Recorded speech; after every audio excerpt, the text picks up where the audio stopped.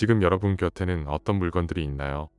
손에 든 스마트폰, 입고 있는 티셔츠, 책상 위의 모니터까지 이 물건들이 어디서 왔는지 생각해 보신 적 있으신가요?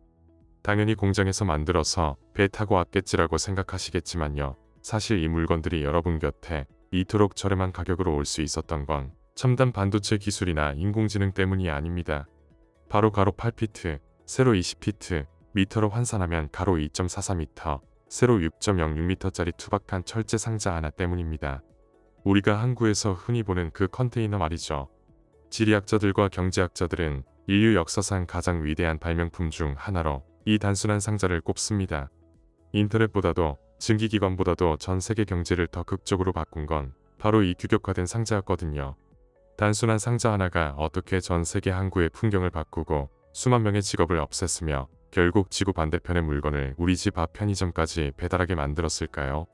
오늘은 세상을 연결한 가장 거대한 퍼즐, 컨테이너 혁명 뒤에 숨겨진 잔인하고도 놀라운 나비 효과를 파헤쳐 보겠습니다. 컨테이너가 없던 시절을 한번 상상해 보시죠. 1950년대까지만 해도 항구는 그야말로 아수라장이었습니다. 배 한 척의 짐을 싣기 위해서는 수백 명의 인부들이 직접 등짐을 지고 날라야 했으니까요. 커피 자루, 설탕 가마니, 피아노, 자동차 부품까지 모양도 크기도 제각각인 짐들을 배 안에 차곡차곡 쌓는 건 거대한 테트리스 게임과도 같았습니다. 배 한 척을 채우는 데만 일주일이 넘게 걸렸고 그 과정에서 물건이 부서지거나 도둑 맞는 일은 일상이었죠. 당시 물류 비용의 50% 이상이 항구에서 짐을 싣고 내리는 비용이었습니다. 물건값보다 운송비가 더 비쌌던 시절이었죠. 그래서 당시에는 해외 직구는커녕 다른 나라 물건을 구경하는 것 자체가 상류층의 특권이었는데요. 이 지옥 같은 비효율을 깨부순 건 엘리트 공학자가 아니라 한 명의 평범한 트럭 운전사였습니다. 1937년 미국의 젊은 트럭 운전사였던 말콤 맥니는 항구에서 자기 트럭에 실린 면허 자루를 내리기 위해 몇 시간이나 기다리고 있었습니다. 인부들이 일일이 자루를 옮기는 걸 보며 그는 이런 생각을 합니다. 아니, 저렇게 자루를 하나씩 옮기지 말고 그냥 내 트럭 박스 통째로 배에 실어버리면 안 되나? 지금 들으면 너무 당연한 말 같지만 당시에는 미친 소리 취급을 받았습니다. 배의 구조를 다 바꿔야 하고 항구의 크레인도 새로 만들어야 했으니까요. 하지만 맥니는 포기하지 않았죠. 그는 전 재산을 털어 낡은 유조선 2척을 샀고 트럭의 몸체만 떼어서 실을 수 있는 구조로 개조했습니다. 1956년 4월 26일 인류 역사를 바꾼 최초의 컨테이너선 아이디얼 XO가 뉴저지항을 출발합니다. 결과는 어땠을까요? 기존 방식으로 짐을 실을 때 톤당 5.83달러가 들었는데 컨테이너를 쓰니 단돈 0.16달러로 줄어들었습니다. 물류 비용이 무려 37분의 1로 수직 낙하한 건데요. 이것이 바로 가격 파괴의 서막이었죠. 맥린의 성공 이후 전 세계 기업들이 컨테이너를 만들기 시작했습니다. 그런데 또 문제가 생깁니다. 회사마다 상자 크기가 다 달랐던 거죠. A회사 크레인으로는 B회사 상자를 들 수 없었던 겁니다. 여기서 인류 역사상 가장 중요한 표준화 전쟁이 벌어집니다. 미국 정부와 전 세계 해운사들은 치열한 논의 끝에 컨테이너의 크기를 통일하는데요. 우리가 지금 쓰는 가로 8피트 규격이 이때 결정됐죠. 이 규격 하나가 정해지자 전 세계의 항구, 철도, 트럭이 이 상자 하나에 맞춰 재설계되었습니다.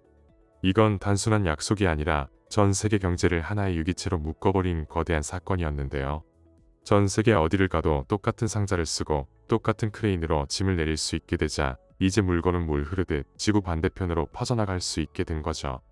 하지만 이 효율성 뒤에는 수만 명의 눈물이 숨어 있었습니다. 컨테이너의 등장은 항구 노동자들에게는 재앙이었는데요. 예전에는 배 한 척을 비우기 위해 수백 명이 일주일 동안 매달려야 했지만 이제는 크레인 한 대와 서너 명의 작업자만 있으면 몇 시간 만에 작업이 끝나버렸습니다. 뉴욕, 런던, 리버풀 같은 유서 깊은 항구 도시들이 순식간에 쇠락하기 시작했죠. 수만 명의 부두 노동자들이 일자리를 잃었고 그들이 모여 살던 항구 주변의 상권은 유령 도시처럼 변해가는데요. 대신 그 자리를 차지한 건 거대한 자동화 기계들이었습니다. 인류는 더 저렴한 물건을 얻는 대가로 수천 년간 이어져온 항구 문화와 노동의 가치를 컨테이너 상자 안에 가두어 버린 셈이죠. 우리가 누리는 저렴한 물건값 뒤에는 사실 이토록 거대한 산업의 지각 변동과 누군가의 희생이 깔려 있던 겁니다. 많은 사람이 중국이 세계의 공장이 된 게 인건비가 싸서라고만 생각합니다. 하지만 더 중요한 요인은 바로 컨테이너인데요. 아무리 인건비가 싸도 그걸 실어 나르는 비용이 비싸면 의미가 없거든요. 컨테이너 혁명으로 운송비가 거의 공짜 수준으로 떨어지자 기업들은 이제 공장이 어디에 있든 상관없게 되었습니다. 원재료는 아프리카에서 가져오고 조립은 중국에서 하고 판매는 미국에서 하는 글로벌 분업이 가능해진 거죠. 여러분이 지금 입고 있는 티셔츠 한 장의 운송비는 단돈 몇십 원에 불과합니다. 컨테이너는 지구라는 행성을 하나의 거대한 공장으로 만들어버린 공간의 마법사였던 거죠. 만약 컨테이너가 없었다면 지금의 중국도 지금의 삼성이나 애플도 존재할 수 없었을지도 모릅니다. 우리는 이 시스템이 너무나 견고하다고 믿어왔습니다. 하지만 2021년 전 세계를 경악하게 만든 사건이 터져버립니다. 바로 수에즈 운하에서 좌초된 에버 기브노 사건인데요. 축구장 4개 길이의 거대한 컨테이너선 한 척이 운하를 막아버리자 전 세계 물류가 한순간에 멈춰섰습니다. 우리는 그때야 깨달았죠. 우리가 누리는 이 풍요가 얼마나 가느다란 공급망에 매달려 있는지를요. 상자 하나에 모든 것을 의존하는 이 시스템은 한 곳만 어긋나도 전 지구적인 마비를 불러오는 치명적인 약점을 가지고 있었던 겁니다. 컨테이너는 세상을 연결했지만 동시에 세상을 하나의 위험 속에 가둬버린 양날의 검이었죠. 이제 인류는 이 효율적인 상자 없이는 단 하루도 문명을 유지할 수 없는 컨테이너 중독 상태에 빠져 있는 셈입니다. 이렇게 완벽해 보이는 컨테이너 시스템에도 아주 어두운 이면이 있습니다. 바로 밀수와 밀항의 완벽한 은신처가 된다는 점이죠. 매년 전 세계에서 수억 개의 컨테이너가 움직이지만요.